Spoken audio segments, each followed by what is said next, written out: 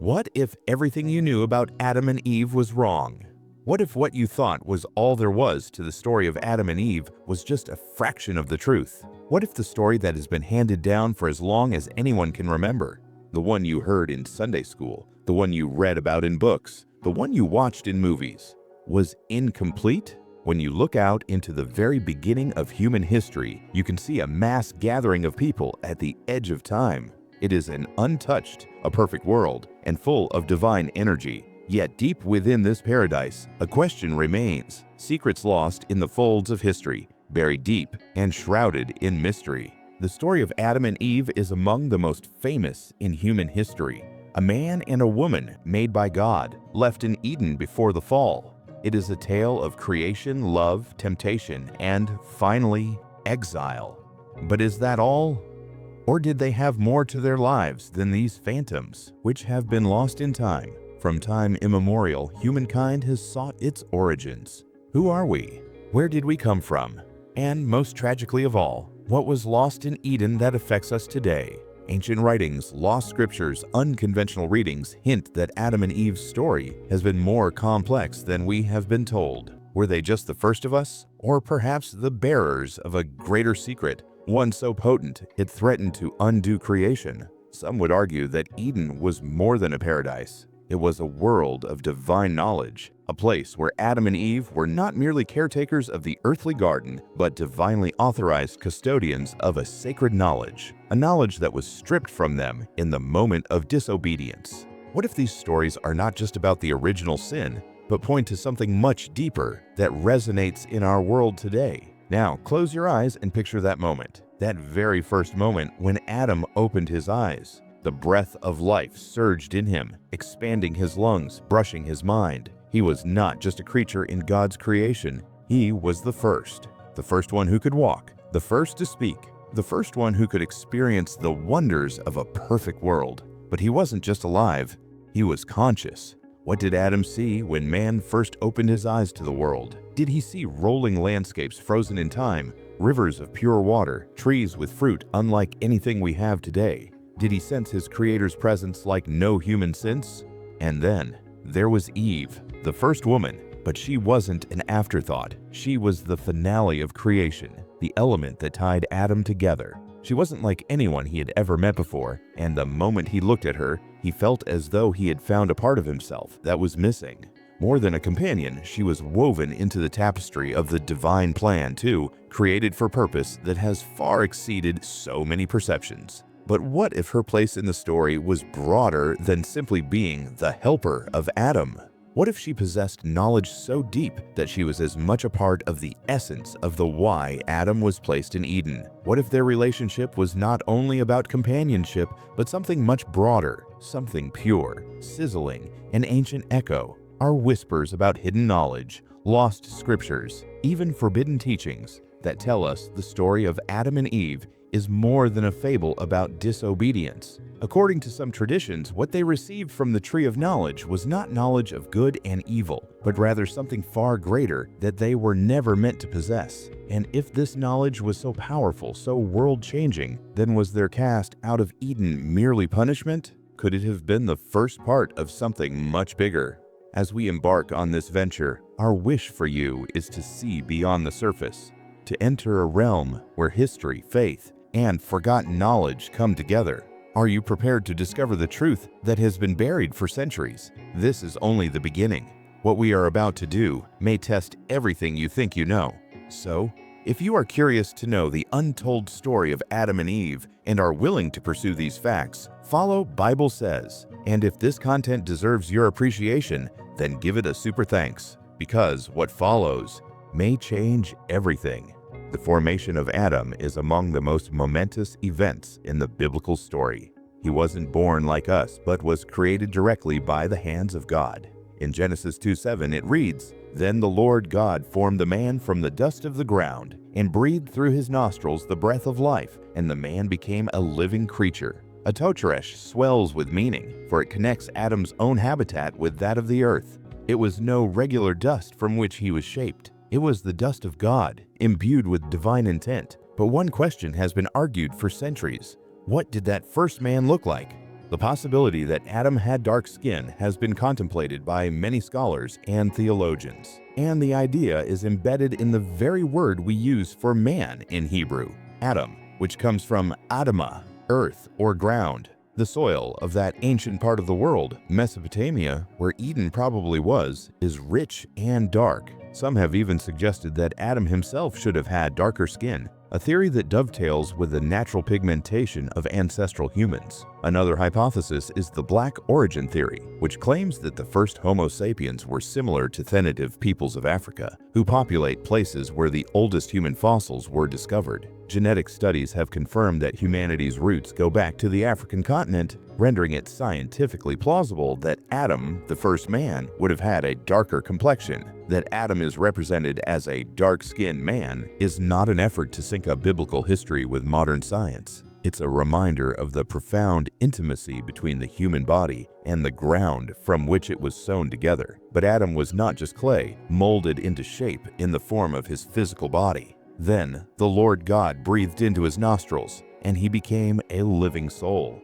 This breath was not merely air rushing into his lungs. It was divine life energy, pure energy, cosmic breath. In that moment, Adam received something distinct from all the other created beings. He received consciousness, the means to think and reason and reflect on the reality of the world around him, unlike any other existing creature. Adam's consciousness has intrigued theologians and philosophers since the dawn of time. Was the will of his mind, the intellect, pure, not sullied, with his understanding? Did he have some intelligence far beyond what we could contemplate, since he was formed by the very hands of God? Some say Adam was aware, but in a different way. More whole than we are, not sculpted by experience or knowledge, but fully formed all at once. He had a built-in knowledge of the world, an intuitive knowledge that had been put there by his creator. The cosmological relationship of Adam to the divine spark warrants contemplation. If he was created in the image of God,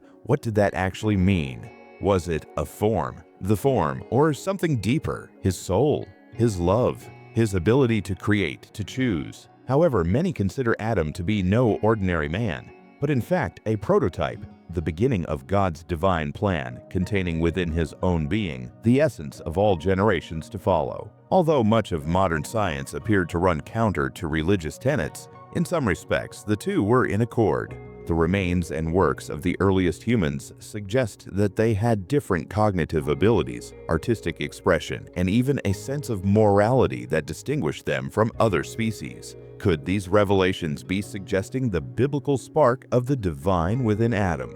Intriguingly, the nature of relationship between scripture and science begets very interesting questions. If Adam was the first of his kind, then this also implies that Adam was not merely the latest in a series of human-shaped animals found in the fossil record. Or does that imply that God's creation process was a lot more complicated than we've understood so far? Other people think the biblical creation story and evolutionary science are not mutually opposed, but divergent views of a single divine mystery. Adam wasn't simply a man for whom the dawn came. He was the beginning of something greater, the birth of humanity. He walked the earth at its very beginning, saw the world at its purest, complete state. Every tree, every river, every living creature. He beheld them before they were affected by time, before they were molded by history. His eyes saw creation as it was supposed to be, free from corruption. The narrative of Adam is not simply a story of beginnings. It is a story of divine design. An aristocratic man formed by the fingers of God breathed life into him, and he was put into a world where he would make his initial move to history. It was ta to creation that became the prerequisite for everything that followed, a moment that carries on and continues to inform our understanding of being human. One of the most mysterious and symbolic passages in the biblical story is the creation of Eve. Genesis 2:21-22 explains, "So the Lord God caused the man to fall into a deep sleep, and while he slept, took one of his ribs and closed up the place with flesh. Then the Lord God made a woman from the rib he had taken out of the man, and he brought her to the man." This passage has been widely interpreted, debated, and reflected upon. But we have all heard of the idea of Adam and Eve, but more so the creation of Eve from one of Adam's ribs. Was it meant to mean physical dependence, Or did it have some much more significant spiritual reference? It is understood in different ways, the rib theory. Some confuse it literally, thinking that God removed an actual bone from Adam's side and fashioned it into the first woman. For others, it is symbolic, designed to show that the man is invested in a deep oneness and bond with the woman. In Hebrew antiquity, the rib, protecting the heart and lungs, the heart of life, was prized. The reality that Eve was created from Adam's rib as opposed to the dust, as he was, indicates something distinctive about her creation. She was not created as a separate being, but taken from a living being, suggesting the two are of the same essence. This interpretation goes one step further and proposes that the rib signifies equality instead of subservience. They were created from Adam's rib, not from his foot, meaning to be inferior to him, or from his head, meaning to be superior to him, but from his side, showing they were to be partners in creation.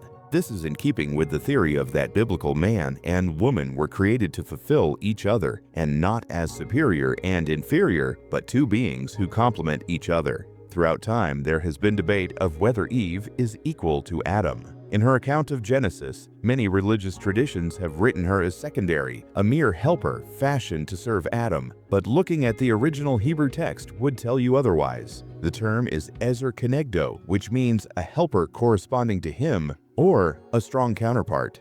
Interestingly, ezer appears elsewhere in the Bible, referring to God himself as he helps his people, which suggests strength and not subordination. This shows what Eve was not. She was not an afterthought or the assistant to Adam, but an essential, powerful being next to him. Eve was influenced by the patriarchal values of ancient societies, which also shaped how her role was viewed throughout history. Many early readings lean toward seeing her as subordinate, especially with the events that followed in the Garden of Eden. Rather, some historical and theological perspectives emphasize the intentional act of divine balance in Eve's creation, disputing that it implies hierarchy. If Adam was the primal stuff, the ground, Eve was the fine-tuning, the final touch, the consummation of creation's purpose.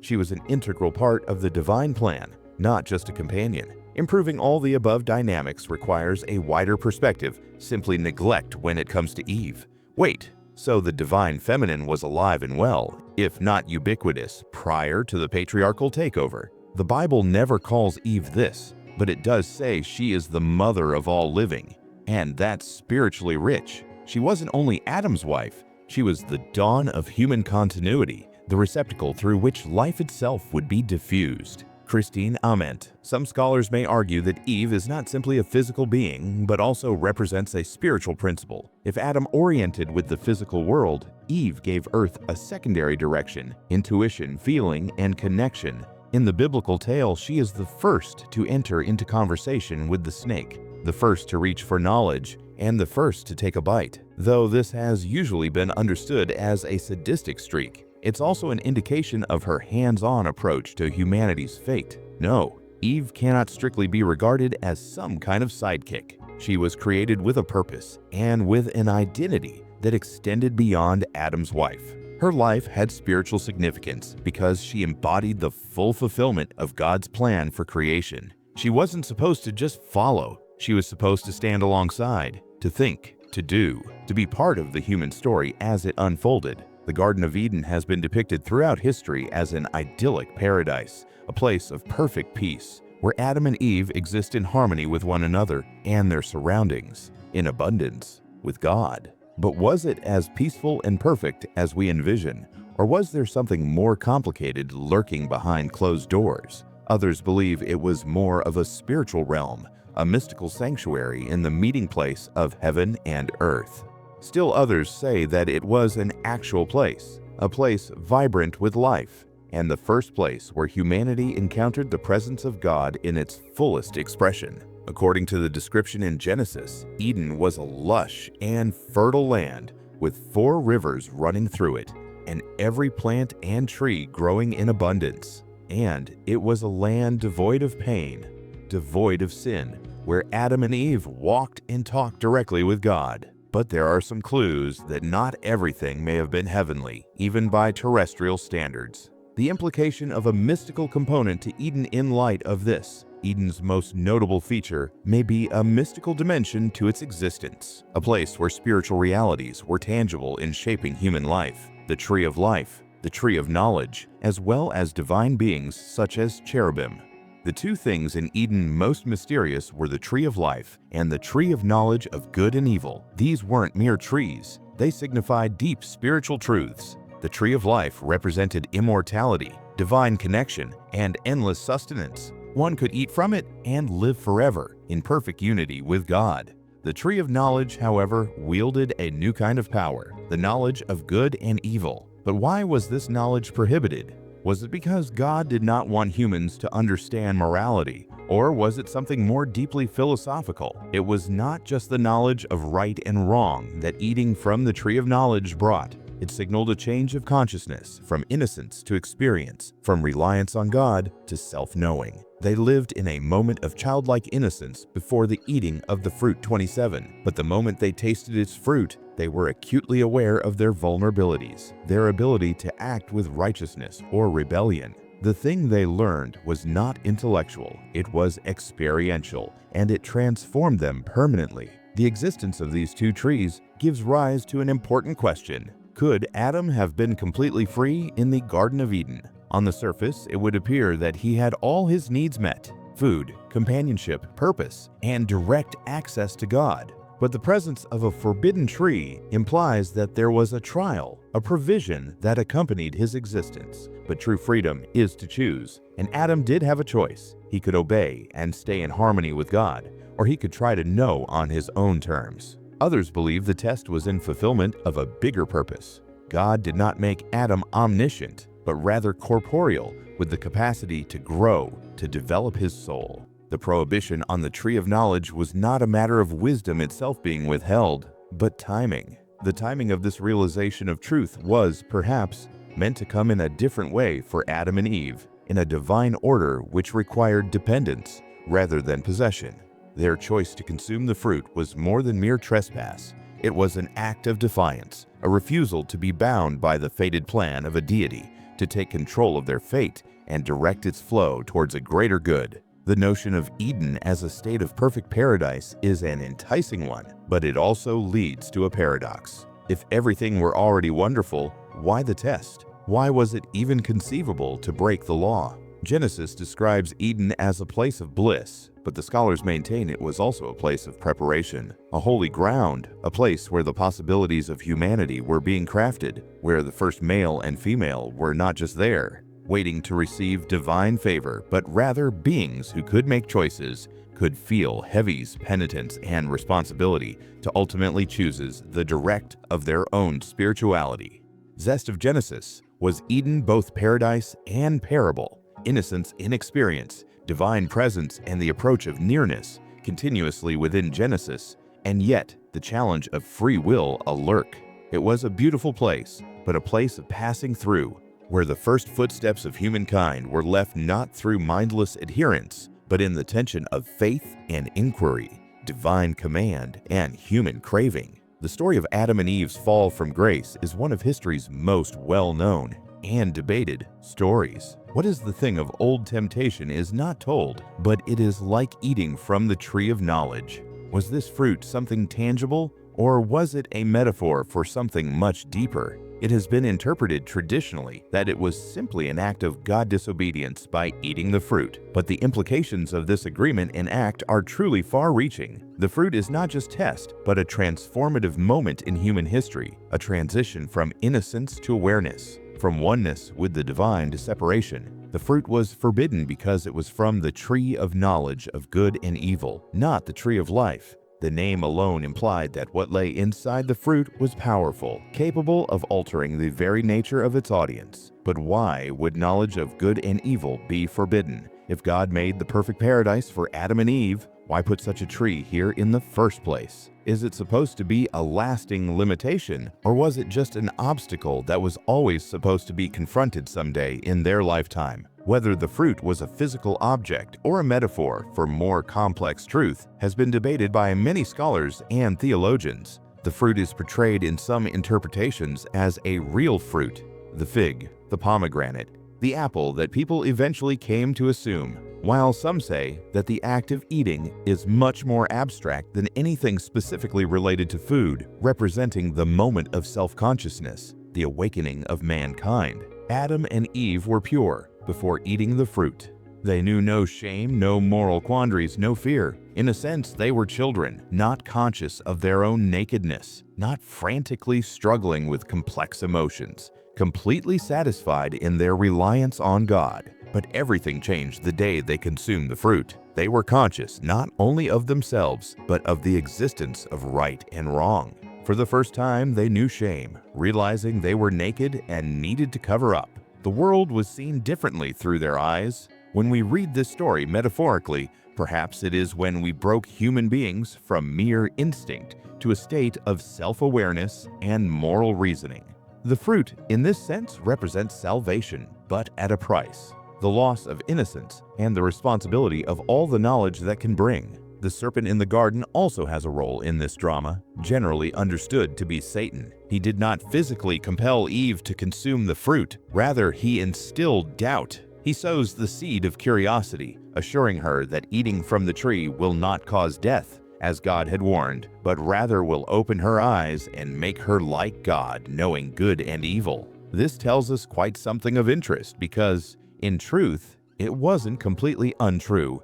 After eating the fruit, Adam and Eve's eyes were opened, and they did gain knowledge. So the question is, does that mean he was just deceiving, or he was a catalyst of change? Other interpretations argue that the snake was not merely evil. It was in fact an adjuvant that enabled man to make a genuine choice. If Adam and Eve could do no better than to obey God, their obedience meant nothing. The presence of the serpent and the temptation introduced the first moral dilemma in human history. It offered Adam and Eve the option of blind obedience or the search for knowledge. The serpent's words are rather revealing. It indicates a more fundamental contention. "You shall not surely die," he said to Eve. But God had warned that to eat from the tree would bring death. Adam and Eve did not drop dead on the spot after eating of the fruit in a literal sense. But something in them was dead. Something had died. Their unqualified relationship with God, that state of innocence. All they had were fear, guilt, and distance from their God. The spiritual death that ensued was far more important than any physical consequence. Until they ate the fruit, Adam and Eve had never felt shame, a feeling brand new. Previously, they had gone around naked without thinking twice. Now their instinct was to cover their asses. But why? What changed in that instant?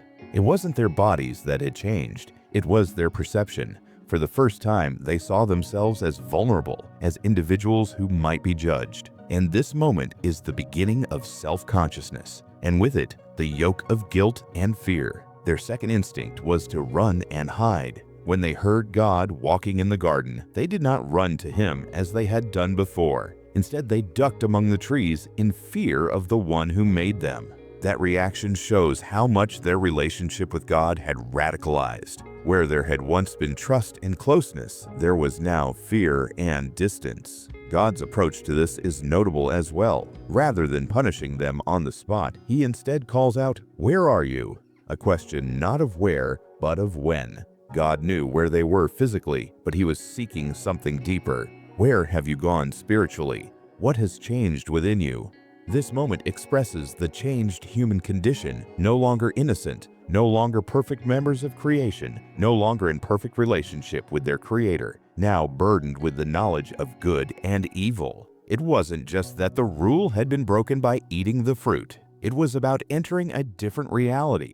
The reality that humanity no longer had the luxury of being sheltered from the burden of knowledge. It brought about suffering, yes, but it also brought about free will in all its complexity. Adam and Eve had now tasted both obedience and disobedience, innocence and guilt, security and fear. They had become truly human. But there was a cost to this transformation. The utopia they had tasted was not theirs to hold on to. The decision they made launched a series of events that would determine the future of mankind. Along with their newfound knowledge came the consequences, the need for restoration and redemption. At its most basic, the forbidden fruit is the symbolic refrain for much more than an archetypal reflection of ancient disobedience. It represents the moment humanity took its first steps toward independence, of a life of choices, struggles, and redemption. The fruit was both a curse and a blessing, a wellspring of suffering but also wisdom. It was what kindled human history, the fire that forged the world we inhabit today. A world that is one of moral difficulty, of struggles and mistakes, but also of growth, learning, and the possibility of bracing once again against the divine. The cataclysmic consequence of the first sin, the act of Adam and Eve eating the forbidden fruit, was irreversible. The Garden of Eden, a place of peace, but now suddenly strange and new, scary. What once were eyes full of innocence were now filled with shame and fear. For the first time, they were aware of their nakedness, not so much or only in the physical sense, but in a deeper, more vulnerable sense. Their souls were exposed. Their perfect purity of being was no longer protecting them. They had never known the weight of guilt, and in that instant, the world itself shifted. It is, many believe, the grandest tragedy in human history, an act of defiance that ended in humanity's destruction. But was it really punishment? Or was something else involved? Was this event part of something greater rather than an accident? That if we believe in an all-knowing, all-powerful creator, then we also could entertain the possibility that the fall was not merely breaking a rule, but completing the countermove to begin the greatest dance. Adam and Eve were created with free will from the get-go. They weren't robots wired to do what they were told. They had the power to choose. And with that power came the capacity for good and evil. But how were they to know the difference between the two, since they had never experienced either? The tree of knowledge food was not just a material existence, but a gateway to the mind. When they ate it, their points of view changed. Their sin was no longer merely that they found themselves unfit for manhood, due to the fact that they now knew what good or evil is, evil or good. But with that knowledge came distance. This is where the death question comes in. A question that often arises in this discussion is, why didn't Adam and Eve physically die the moment they consumed the fruit? It hinges on the distinction between spiritual and physical death. Spiritually, they died right then. They were cut off from their connection to God, the intimacy they had experienced. Prior to this, they walked with God unhindered. They dwelt in His presence fearlessly, confidently. But now, for the first time, they felt that they needed to hide. They stitched fig leaves together to make themselves leggings, not merely because they were physically naked, but also because they were now aware of being vulnerable. They had a clear relationship with God before it got marred by guilt and shame. Physical death, though, took a little longer. They could live forever if they did not eat of it. For as long as they had their connection with God, they could live without need of sustenance. But then mortality had intruded into their world. Those bodies, handmade and perfect, were now going to grow old, suffer, and die. Not only them, but the world itself was starting to decay. The once fertile soil would now require work.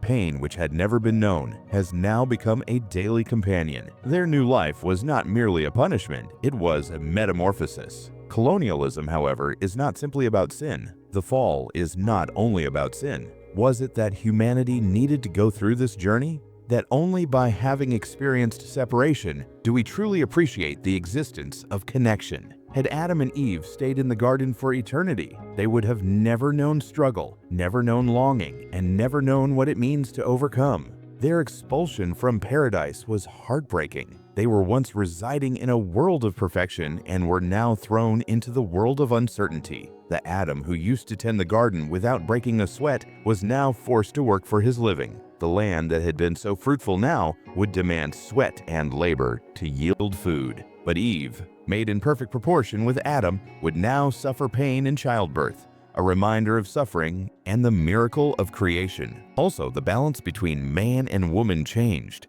Power struggles, misunderstandings, and the repercussions of their choices would threaten the unity they had once known. But even in the punishment, there was mercy. God did not abandon them. He dressed them before sending them out of the garden. There's a profound meaning in this simple act. They had attempted to cover themselves with leaves, the elusive and fragile blanket. However, the Lord gave them something lasting, garments of skin, indicating the first documented case of sacrifice. Because of their nakedness, Shame. An animal had to die to cover their shame, a foreshadowing of the future sacrifice of Christ for the redemption of mankind. Even at their lowest point in life, God was making it crystal clear that He would still provide. Their story is more than a very old story. It is the story of humanity. Do we make choices that distance us from what we should do? How often do we feel shame, regret, and the agony of our actions? Adam and Eve struggle in all of us. The fear of the spotlight, the agony of childbirth, the challenge of making a living, the pain of intimacy. All of it is traceable to this one moment. But as their story did not end in despair, neither does ours. There was hope, even in exile. God's plan for redemption was already underway, one that in coming generations would unfold, but ultimately lead toward restoration. The fall of Adam and Eve was not the end. It was the beginning of this journey that all of humanity is on toward understanding and growth and salvation in the end. Walking out of Eden was like walking into another world. The richness and warmth of the garden were gone, supplanted by a cold, harsh land. The easy life Adam and Eve had once enjoyed had become a daily struggle for existence. They were homeless, they had no food set out for them, and they were left without instruction on how to survive this new brutal reality. Other losses. Eden wasn't merely a physical separation, it weighed heavily on both. Ancient texts, including the apocryphal Book of Adam and Eve, contain reams describing their pathetic struggles. As these texts explain, Adam and Eve roamed for days in pain and desolation, tormented by their own grief and guilt. They didn't longer listen to the voice of God as they had, and their souls cried, aching for the connection they'd lost. Others describe Adam crumbling in despair, withholding food and drink, in the hope that God would return them if they raised enough lament. But there was no going back. The gates of Eden had been sealed, and an angel bearing a flaming sword stood sentinel to see that they never returned. Now the reality of surviving had sunk in. Adam, who had once merely tended a lush garden, now had to learn to grow food in dry, unyielding soil. The curse on the ground made all work hard. He worked hand to mouth, plowing the desert floor with his hands and planted crops they could live off. The land resisted him, as if it too mourned the fall. It required trial and error to learn which plants were edible and which could be used to make medicine. He had to learn how to read seasons, how to make tools, how to preserve food in times of scarcity. Another difficulty was hunting. In Eden, animals had lived alongside Adam and Eve in harmony, but now they fled in fear when they saw him. The natural order was disrupted. While Adam likely didn't take the idea of killing to survive lightly, necessity forced him to come out of his comfort zone. He was taught to track animals, to fashion weapons, to use everything an animal had to offer. Its meat for food, its hide for clothing, its bones for tools. Each step in this process had to have been a reminder of how much life has changed. Eve, of course, had her own struggles. As the first woman and the first ever mother, her ministry was not just that of a caretaker, it was foundational to humanity itself. She had no model to work from, no older women to guide her. She had to learn everything from the ground up. The pain of childbirth, a reality she had never known in Eden, was now something she had to suffer. When she transported her first child, she would have felt joy and fear. Joy that life would persist, but fear of the unknown. There were no midwives, no way to alleviate her pain, no one to explain what was happening to her body. She would have to go by gut and hope she would live. When her firstborn, Cain, was born, Eve felt for the first time the preciousness of motherhood like no other woman ever had. She wasn't merely a caretaker, she was humankind's first caregiver, teacher, comforter. Every cry of her child, every sleepless night, every time she struggled to feed and protect him was a wholly new experience. She had to learn to console him, to decipher his cues, to lead him in a world that was still unfamiliar to them both. As ever more children were born, her duties multiplied. She wasn't simply raising a family, she was laying the groundwork of human civilization. Adam and Eve's struggles were more than physical survival, but part of their emotional and spiritual journey. They experienced the torment of being distant from God, but never ceased searching for Him. The book of Adam and Eve tells how often they went back to the borders of Eden, praying and weeping, wishing to catch sight of the place in which they had once lived. They prayed, they repented, They pleaded for mercy, but their prayers did not return them to Eden. They had to learn how to return Eden to their hearts. The challenge was to know the divine spirit in new ways, to teach their children about the God who had once walked with them, and to hold on to faith through their suffering.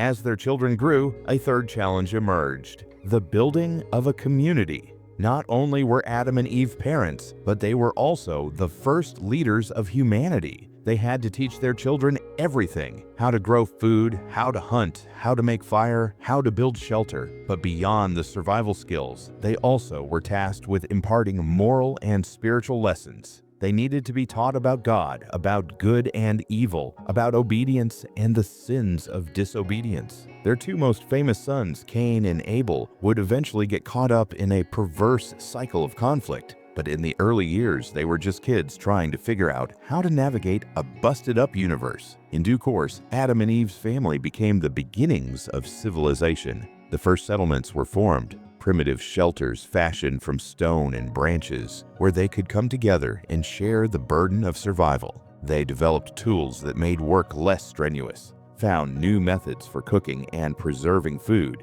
and formed ways to communicate that reached beyond mere words. Music, storytelling, and art probably began to emerge as the methods of expressing the profound feelings they held deep within themselves. But after that was now never easy. Every hardship to them was a reminder of what they lost. Every suffering that hit them echoed their action. But they persevered, not only for their own sakes, but for the sake of humanity's future. Their hardships paved the way for all who followed them, highlighting the undeniable fact that life could carry on, even in the wake of loss and hardship. Cain and Abel were born into a world already marked by difficulty. These two brothers were raised, unlike their parents, on bare land. When Eden's perfection was a memory lost to this forgotten world, they experienced their dad Adam knowing the grind of working the ground on which the curse landed, and their mom Eve carrying the strain of putting together the first body of mankind. But as they grew up, their differences became increasingly obvious. In many ways, the elder brother took after his father. He was a man of the earth, a soil tiller, day and night in the sweltering heat of the sun, doing the impossible task of breaking the crusty rock to plant crops to feed his family. Farming wasn't easy. The earth fought him, weeds sprouted faster than crops, and the land's curse hung over every harvest like a death sentence. But Cain pressed on, convinced that his labor would somehow win him goodwill. Abel, by contrast, was a shepherd. He worked in the fields, watching over the flocks. Farming, after all, was nothing but a grind, but at least shepherding gave Abel a taste of nature in another light. He relocated with the beasts, cared for them, and observed them flourishing in his care. There was a peace in his work, a sense of harmony that stood in stark contrast to Cain's frustration.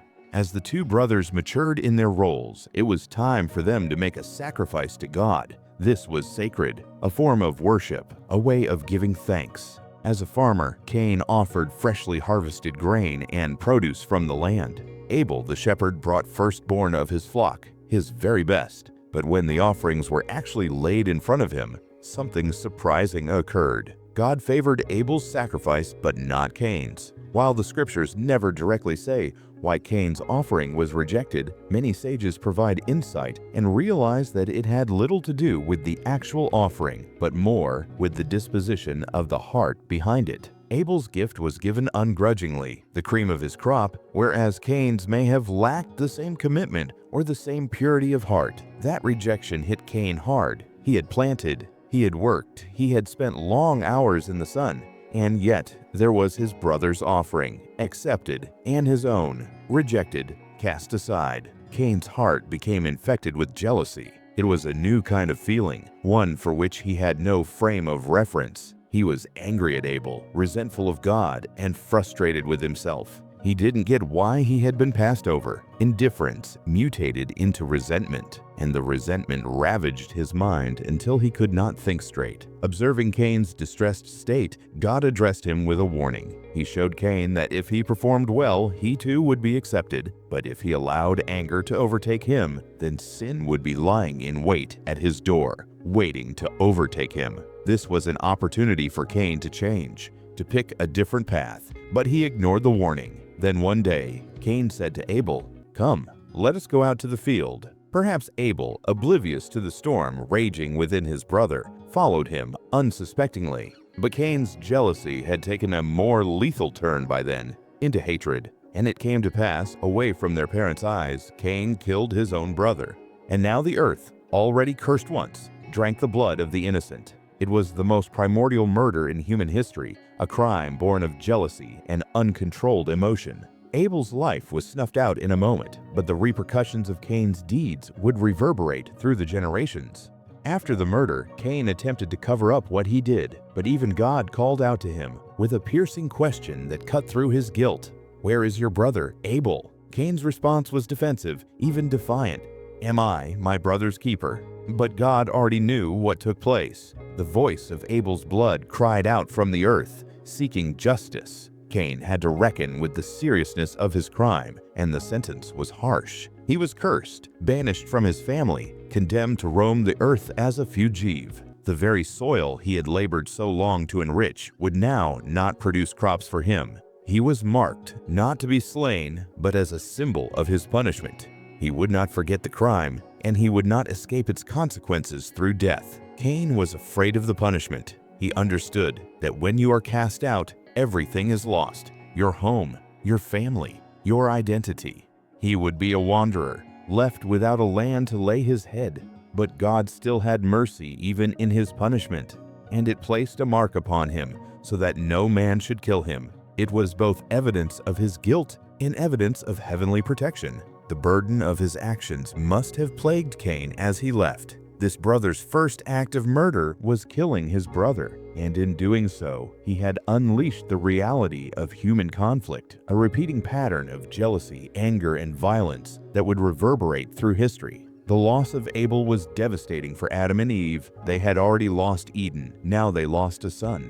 The pain of grief was foreign, something they had never felt before. But out of this tragedy, they would eventually find hope again. Cain had fallen. Abel was gone. But life would go on, and generations would spring forth from their bloodline. Let the world know, from the time Adam and Eve left Eden, they did not only bear the weight of having to survive, but of the loss of knowledge. In the garden, they had walked with the Creator in an unbreakable reconciliation above mortality. But that sacred bond was cut the minute they took the forbidden step. Their fall is not merely a physical one, but a fall from understanding, a loss of divine wisdom that had given them the tools to see with the eyes of God. However, in some ancient beliefs, most significantly Gnostic traditions, it was more than just a punishment. It was a profound separation of humanity from a higher form of knowledge. The Gnostic traditions tell a different story of Adam and Eve. These ancient teachings had teachings not of the serpent as a deceiver, but a bringer of enlightenment. But a Gnostic perspective differs from that more mainstream reading in that it often portrayed the serpent as the good guy, the one who wanted to reveal to Adam and Eve what the forces of oppression did not want them to know. An arch-enemy of humanity was actually the servant of humanity, while the true deception came in the form of the forces that attempted to keep Adam and Eve ignorant. In particular, these teachings argue that the Old Testament God, and by extension the New Testament God, also known as the Demiurge in Gnostic philosophy, was a lower god that created the material world, but wants to keep humankind imprisoned in it so that they can never move on to a higher level. From this perspective, the tree of knowledge was not a test, but an opportunity. Eating its fruit gave Adam and Eve not merely an awareness of their own mortality, but of the nature of reality itself. The knowledge they had, it was dangerous for those who wanted to control them, so they were thrown out of Eden. This meant not only removing them from an earthly paradise, but also forever cutting spiritual ties so that their descendants would be born into a world where such divine truths would be hidden. But if this information was so important, was it necessary for Adam and Eve to fall? Had they refrained from eating the fruit, would humanity have been eternally innocent, ignorant of its capacity? Some interpretations say their expulsion from Eden was more than a punishment. It was a step toward something bigger. As much as the garden was a place of perfection, it was not a place of growth. Adam and Eve left the garden to a life of toil and struggle, but also the opportunity for experience. learning from mistakes, and ultimately the chance to redeem what was lost. When Adam and Eve left Eden, they didn't just lose their home, they lost a mode of existence, and the world that awaited them was one of hardship, of survival by the sweat of the brow and the shedding of tears. But beyond the art of physical struggle, they fell into an even deeper abyss, a severing of the continuity of knowledge that once had, that one could have hundreds of thousands of years, millions of years at their finger, at their head, at their fingertips. This loss of knowledge was more than an intellectual one about divine realities. It was a more primal loss, for it was losing the capacity to live in perfect harmony with the rest of creation. In Eden, Adam and Eve did not merely walk with God. They spoke the language of nature, they lived in harmony with the universe, and they understood their role. This knowledge withered after their fall. They must learn to survive, to create, to live in a world without the immediacy of God. This understanding became splintered over generations into myths and sacred secrets and lost wisdom. Remnants of that lost knowledge can be found in ancient traditions and mystic teachings throughout the ages and across cultures. From the ancient wisdom of Egypt to the arcane doctrines of early Christianity, from the mysteries of Kabbalah to the tradition of Sufism, there are echoes of a truth once known but now hidden.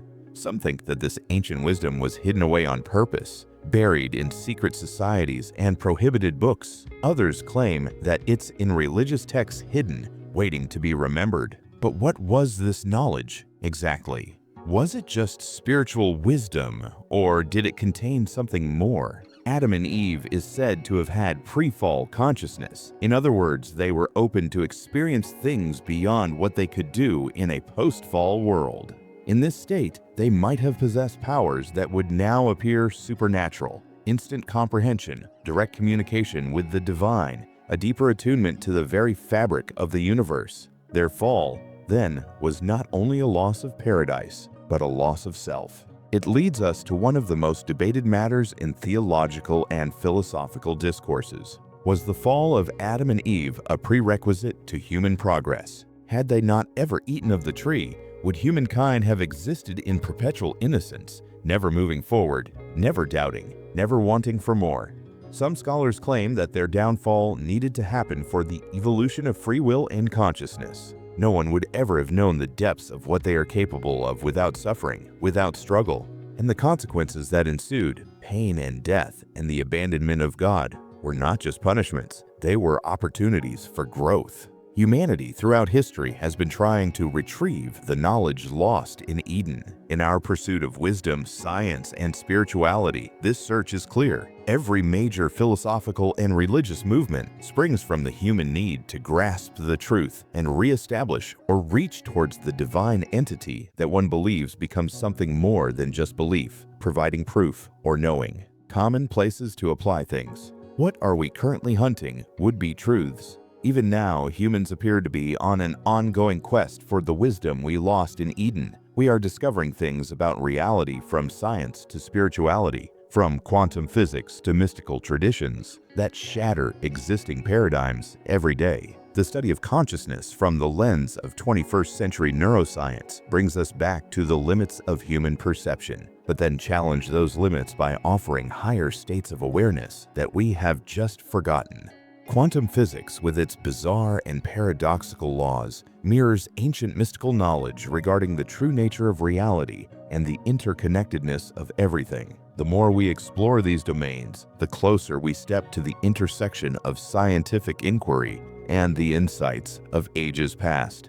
It is thought that remnants of this knowledge still exist, scattered throughout various cultures and mystical traditions. With the application of ancient scriptures, human beings came to understand that they were given a golden age where there is peace in creation and harmony with the divines. And most of the prophecies proclaim that we are in a period of rediscovering these lost information. And some would even say what was only hidden is starting to be revealed. Uncovering the oldest secrets is not only important for history, but for what it means to us today. If Adam and Eve fell in consequence, not of disobedience, but transformation, then our journey is not about returning to Eden, but an evolution, a creation of new paradise, a new era, a golden age in which humanity reclaims its divine nature, not through ignorance, but through wisdom.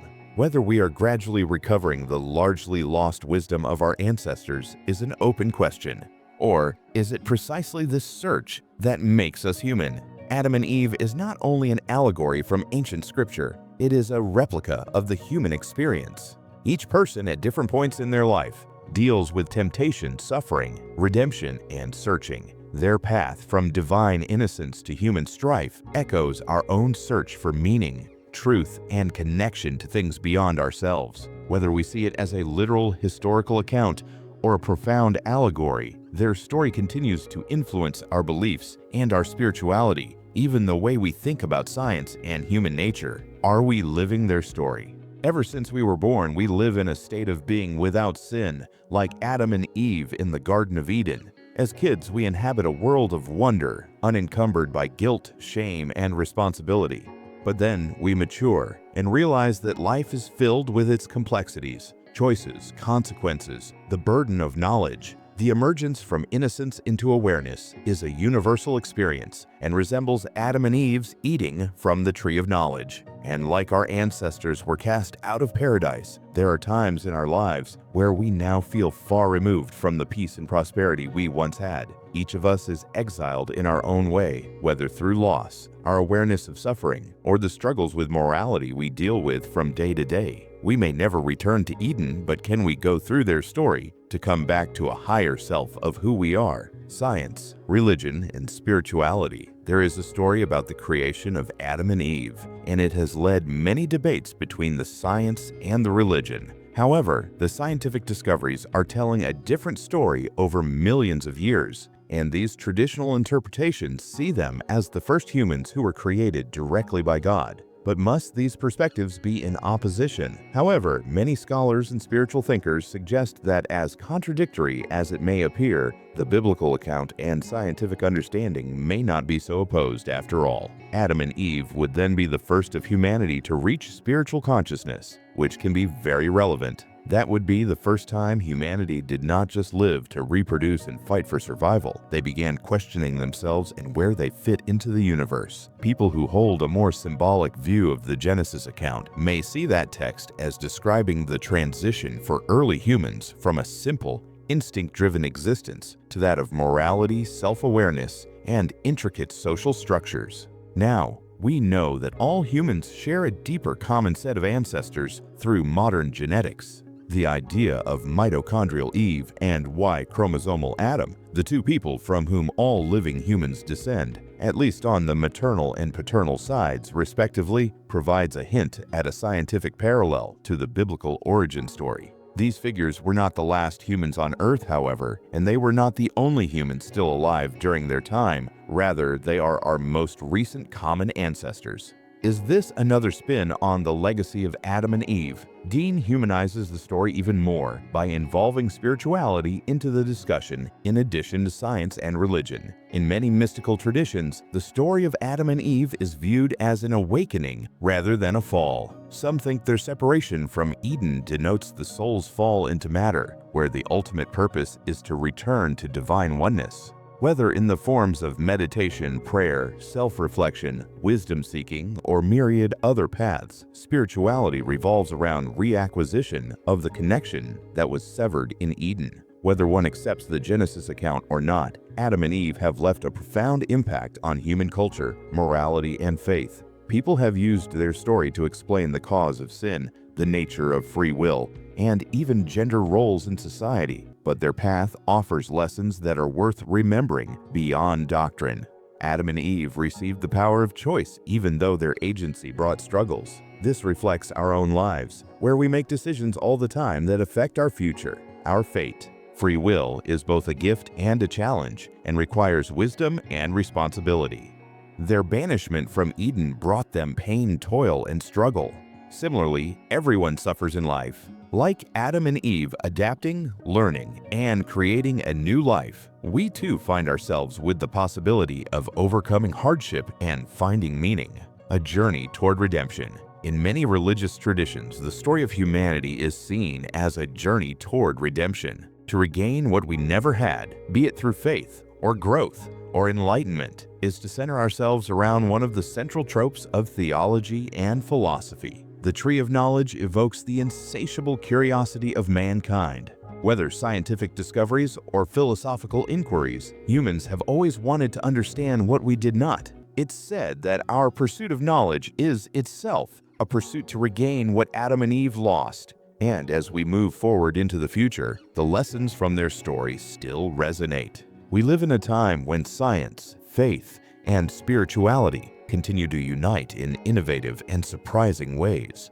The search for meaning, the battle against suffering, the pursuit of wisdom, these too remain hallmarks of the human experience. Perhaps through understanding, one understands Adam and Eve's legacy, and through that, ourselves. From the very beginning, humans had the same ethical challenges as Adam and Eve. We are daily presented with temptation, knowledge, choice, and consequence. They suddenly fear that they might realize how little they are, how limited their sounds are, and how little the universe does not have them.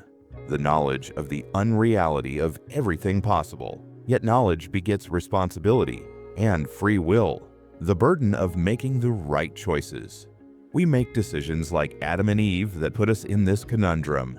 We wrestle with guilt, shame, and regret. Looking for ways to right our wrongs, we are in search of redemption. The exile from Eden also represents the way we distance ourselves from our purpose, from one another, from God. Even if, when we do so, we might compare ourselves to Adam, who lost everything. And the story of man is, I argue, a long story of loss and learning, of loss, learning, and rediscovery. And the story of their fall is not merely one of retribution, it is one of metamorphosis. Their world has changed, and they had to evolve. In the same way, each great transition in human history, from the birth of civilizations to the scientific and technological revolutions, has obligatory pushed us to groan, evolve, and reimagine our being. Do we continue to repeat the same travels up to today? Are we in a divine test? Many religions and spiritual traditions say that life itself is a test. As Adam and Eve faced a test in the garden, the human race itself experiences tests and trials that expose our true nature. We are faced every day with a choice,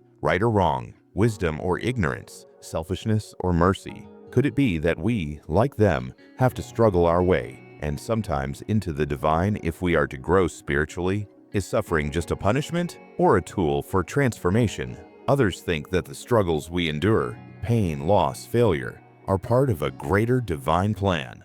Like Adam and Eve, who were forced out of Eden to fulfill their purpose, could it be that we, too, are being molded by our experiences and are in fact being made to prepare for our ultimate destiny? Their story embodies a powerful mantra. We are not defined by our mistakes, but how we learn from it. The story of Adam and Eve did not conclude upon their fall. It continued in their resilience, in their growth, and in the legacy they created. If indeed we are merely in a test, then maybe the real question isn't whether we're going to fall down. It's whether we're going to get back up after we fall. The story about Adam and Eve makes us look at our own lives. It asks us to consider, is this a decision that brings about wisdom or destruction? Are we making the same mistakes over and over? Do we seek to know, quite responsibly? Are we spiritually thriving despite the trials? These are not questions about the past. They are questions about our present and our future.